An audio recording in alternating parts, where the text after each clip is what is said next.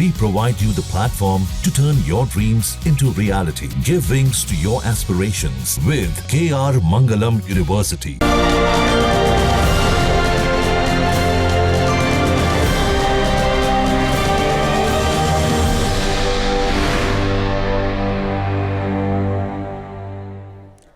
नमस्कार, मैं हूं आपके साथ हिमानी नैथानी। ट्रस्ट ने कहा था, जाति ना पूछो साधु की, पूछ लीजिए ज्ञान। लेकिन ज्ञान तो पीछे रह गया और जाति सबसे आगे हो गई।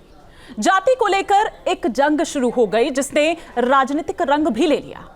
मैं बात कर रही हूं इटावा में जिस तरह से हुआ कथावाचकों के साथ मारपीट और उससे जुड़ा हुआ जो विवाद है उसकी, जहां स्थानीय लोगों ने कथावाचक मुकुटमणि और उनके जो सहयोगी हैं संत सिंह की पिटाई कर दी।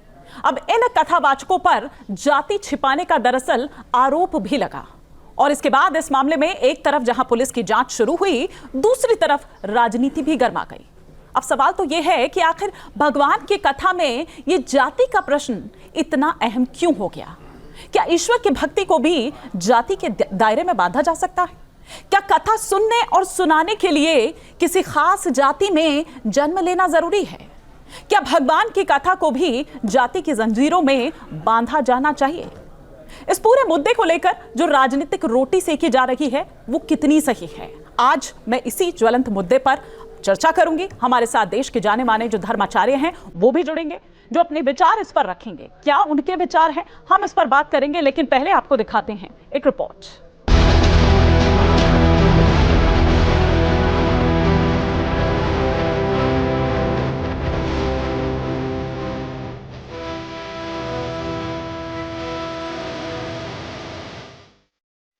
इटावा का कथावाचक चोटी कांड का मुद्दा उत्तर प्रदेश में विवाद का सबब बन गया है। दादरपुर गांव में हुए विवाद को लेकर अभी भी दोनों पक्ष अपने अपने तर्क दे रहे हैं। विवाद ब्राह्मण और यादवों से जुड़ा है, लिहाजा पीछे हटने को कोई तैयार नहीं है। इटावा में विवाद को लेकर चर्चा में आई पंडिताइन रेणु तिवारी के खिलाफ सांप्रदायिक सौहार्द बिगाड़ने का मुकदमा दर्ज हुआ है। रेणु तिवारी पर जाति विशेष पर अभद्र टिप्पणी कर सामाजिक सौहार्द बिगाड़ने के आरोप में एक्शन हुआ है। रेणु तिवारी वही है जिन्होंने कथावाचक मुकुटमणि और उनके साथियों पर गंभीर आरोप लगाए थे।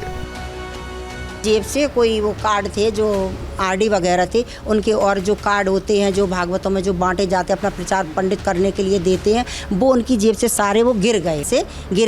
तब तक वो यहाँ से वो चले गए तो फिर कुछ बच्चों को ये मामला का कार्ड था, उसमें क्या लिखा हुआ था, क्या नाम लिखा था उसमें? अग्नोत्री के नाम से था, एक वो मुकुटमणि सिंह के नाम से था, दो आरडी अलग अलग नाम से थी।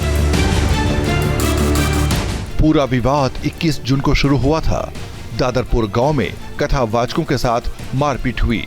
कथावाचक मुकुटमणि और उनके सहयोगी संत सिंह के साथ मारपीट का वीडियो वायरल हुआ तो बवाल बढ़ता चला गया।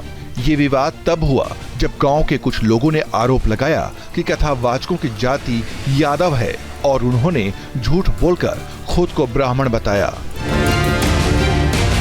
लोगों ने आरोप लगाया कि मुकुटमणि और उनके साथियों ने जाति छिपाकर धोखाधड़ी की, धार्मिक आस्था को ठेस पहुंचाई, फर्जी आधार कार्ड दिखाया, महिला के साथ अभद्रता की। मतलब दो जो कथावाचक थे उनको खाना खाते समय कुछ इन्होंने इनसे, हमारी वाइफ से हरकत की। ये थाली लेके गई, चलने लगी तो हाथ पकड़ बोले हमें खाना खिलाओ।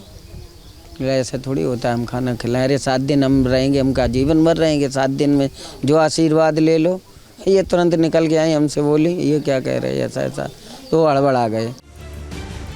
इन आरोपों पर मुकुटमणि और उनके सहयोगियों ने भी अपनी सफाई दी। उन्होंने आरोप लगाया कि यादव होने की वजह से उनके साथ जानबूझकर मारपीट की गई। भीड़ ने बिना वजह चोटी काट दी और बदसलूकी भी की। जब उनको भोजन पे बुलाया घर पे तो उन्होंने हाथ पकड़ा कि हमारी 7 दिन सेवा करो और हम ब्यास हैं।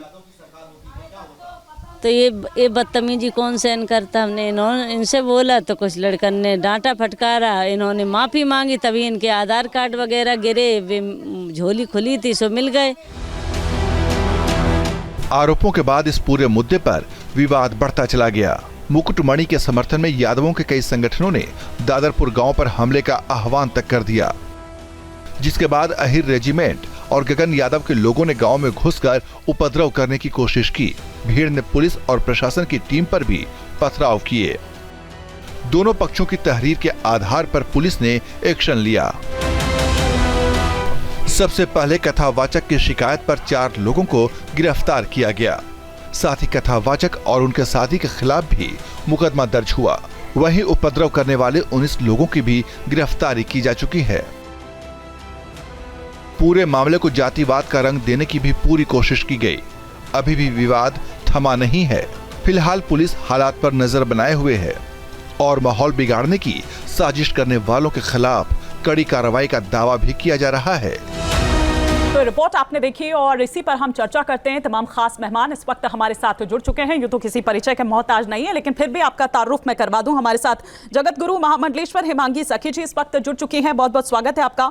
महंत राजू दास भी इस वक्त हमारे साथ जुड़ चुके हैं।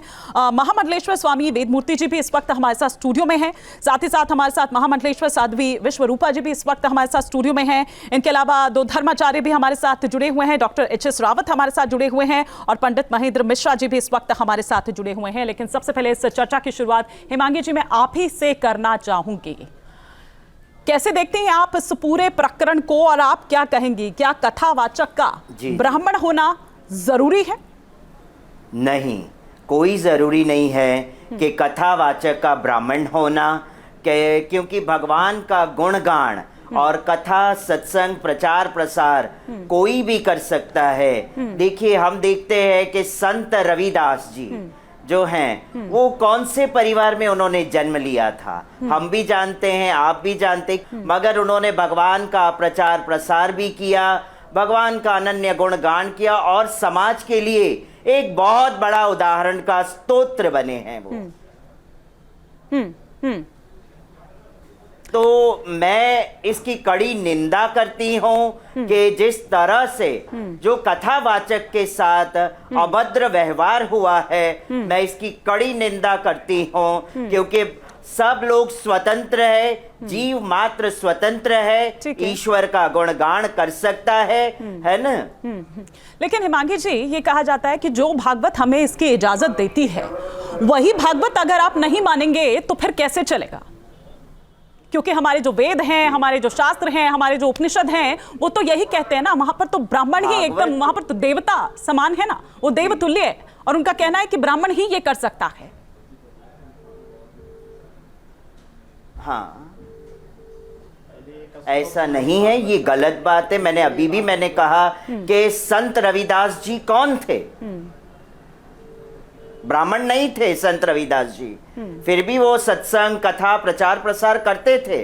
अगर हम पिछले संतों की अगर बात करें, वो उदाहरण का स्तोत्र बने हैं समाज में। मैं भी कथा सत्संग करती हूँ, हमने गुरु से लेके ज्ञान लिया है, शिक्षा लिया है, दीक्षा लिया है बचपन से, और भागवत का कथा करते आए हैं। तो इसका देखिए क्या होता है, कथा वही कर सकता है जिसने गुरु की शरण में रह के, ठीक है, शिक्षा ली हो, दीक्षा ली हो, उसे कथा करने का पूरा अधिकार है, सत्संग करने का पूर्ण अधिकार है, जिस तरह से मैं करती हूँ। क्योंकि हम कहते हैं हमेशा गुरुर ब्रह्मा गुरुर विष्णु गुरुर देवो महेश्वरा गुरुर साक्षात परः ब्रह्म तस्मै श्री गुरुवे नमः। तो गुरु शिष्य परंपरा में हम आते हैं, और जो जीव गुरु शिष्य परंपरा में आता है उसे कथा करने का पूरा अधिकार है, प्रचार प्रसार करने का पूरा अधिकार है, क्योंकि उनके गुरु ने उन्हें आज्ञा दी होती है कि आप प्रचार करें और लोगों को सनातन के साथ जोड़े। ठीक है, लेकिन मुझे लगता है कि यहाँ पर स्वामी वेदमूर्ति जी शायद आपकी बातों से उतना इत्तेफाक नहीं रख रहे हैं। स्वामी जी, क्योंकि आपने बीच में ही कुछ कहा, आप कुछ श्लोक में जो सुन पा रही थी, आपने कुछ श्लोकों का जिक्र यहाँ पर किया, लेकिन क्या आपको लगता है कि कथावाचक एक ब्राह्मण ही होना चाहिए? एकदम 100% ब्राह्मण होना चाहिए। श्रीमद् भागवत के ऊपर वही बोले जिसने श्रीमद् भागवत का अध्ययन किया। ये गुरुर ब्रह्मा नहीं बोल पा रहे हैं, ये श्रीमद् भागवत के ऊपर क्या बोल पाएंगे? ये कथा करती है ना, श्रीमद् भागवत का पहला स्कंद का श्लोक सुना दें। ये इनकी कथा मैं कराऊंगा, इनकी कथा मैं कराऊंगा, सबसे ज्यादा दक्षिणा दूंगा। ये भागवत का पहला श्लोक सुनाए हिमांगी सखी, उसके बाद बोले कि ब्राह्मण ने। क्या प्रमाण है आपके पास? दक्षिणा आपके पास रखिए, आपके पास प्रमाण बताइए। मैं प्रमाण देता हूं कि ब्राह्मण क्यों होना चाहिए। उसी भागवत में लिखा हुआ है। सुनिए हिमांगी सखी जी, ज्ञान नहीं हो तो नहीं बात करिए। आप न्यूज़ नेशन पे मेरे से लड़ने आए हैं। आप सुनिए पहले वेद मूर्ति जी, आप पहले वेद मूर्ति जी सुनिए। आपको हर हमेशा किन्नर से तकलीफ होती आई है, आपको हर हमेशा किन्नर समाज से तकलीफ होती आई है, आपको तो हमेशा प्रॉब्लम आता है, आप तो हमेशा टीआरपी के चक्कर में दूसरे को टारगेट करते आए हैं। आपको जो बात पूछी गई उस पे बात करना चाहिए। वो टॉपिक छोड़ के आपकी आदत हो चुकी है वेद मूर्ति जी, वेद मूर्ति जी आपकी आदत पड़ चुकी है कि कमेंट पे कमेंट, कमेंट पे कमेंट, कमेंट पे कमेंट। ऐसा ना हो वेद मूर्ति जी, ऐसा ना हो। ब्राह्मण नहीं होना उसमें नहीं लिखा हुआ। लेकिन अच्छा ठीक है, मैं आप दोनों को रोक रही हूँ, लेकिन स्वामी जी, स्वामी वेद मूर्ति जी, एक सेकंड। हिमांगी जी मैं आपको भी रोक रही हूँ, स्वामी जी आपको भी रोक रही हूँ। ठीक बात है कि भागवत में ये लिखा है, वही भागवत इजाजत देता है, लेकिन उसी भागवत गीता में, एक सेकंड हिमांगी जी आप, लेकिन शिक्षित होना बहुत जरूरी है। ठीक है हिमांगी जी और स्वामी जी, मैं आप दोनों को रोक रही हूँ, लेकिन स्वामी जी एक क्विक कमेंट इस पर मैं चाहूंगी, फिर बाकी मेहमानों का भी मैं करूंगी। हिमांगी जी मैं आपसे रिक्वेस्ट कर रही हूँ कि प्लीज एक एक कर बाकी मेहमान भी। लेकिन स्वामी जी उसी भागवत गीता में, हिमांगी जी मैं लौट रही हूँ आपके पास, स्वामी जी सुनिए ना, उसी भागवत गीता में एक श्लोक ये भी है जो इस बात का वर्णन करता है कि अगर कोई शूद्र वर्ण का होकर भी ब्राह्मण से उच्च कार्य करता है तो फिर वो ब्राह्मण से भी ऊपर है, उसका स्थान ब्राह्मण से भी ऊपर है। इसी भागवत गीता में एक श्लोक में कहा गया है, वर्णन किया गया। मैं उसी भागवत में गीता में कहा गया, चातुर्वर्णम मया श्रेष्ठम गुण कर्म विभागसः।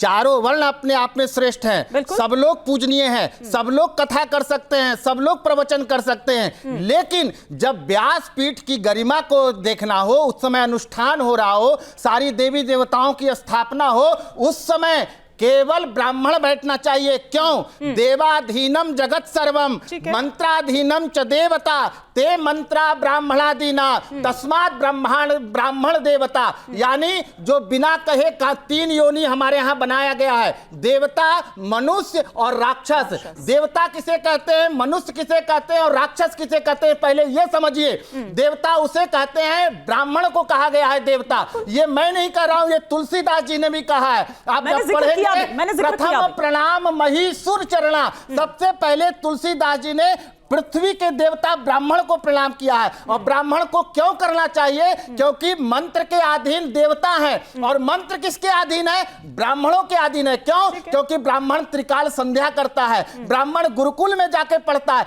कॉन्वेंट स्कूल का प्रोडक्ट नहीं है। ये जितने बैठे हैं ये कॉन्वेंट स्कूल के प्रोडक्ट हैं। अगर ये गुरुकुल में पढ़े होते तो ये प्रमाण बताते और कहते डंके की चोट पर कि भागवत कथा सिर्फ ब्राह्मण कर सकता है। ठीक, जहाँ भक्ति है हर शब्द में, कथाओं में छुपे हैं दिव्य रहस्य, और ज्योतिष देता है जीवन को दिशा। धर्म से जुड़ी हर बातों को जानने के लिए हमारे चैनल स्तुति को सब्सक्राइब करें। चैनल पर जाने के लिए इस लिंक पर क्लिक करें।